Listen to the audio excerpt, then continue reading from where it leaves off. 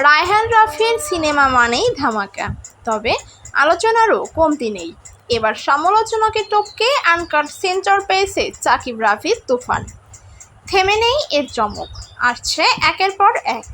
গুণী নির্মাতা রায়হান রাফি তার ফেসবুকে টাইটেল ট্র্যাক প্রকাশ করেছেন। সাকিব খানের তুফান ছবির টাইটেল ট্র্যাকটি দেখে ভক্তদের সিনেমা দেখার আগ্রহ বেড়ে গেছে বহুগুণে।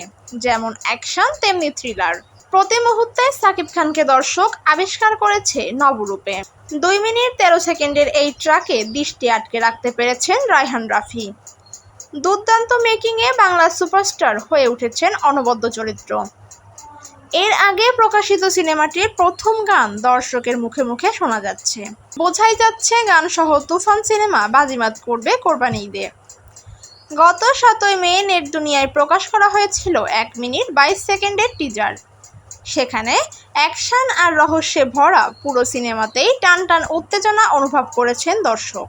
সিনেমাটিতে কেন্দ্রীয় চরিত্রে অভিনয় করেছেন ঢালিউড সুপারস্টার সাকিব খান।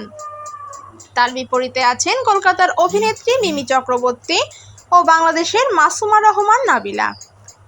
গুরুত্বপূর্ণ চরিত্রে দেখা গেছে দুই বাংলার জনপ্রিয় অভিনেতা চঞ্চল চৌধুরীকেও।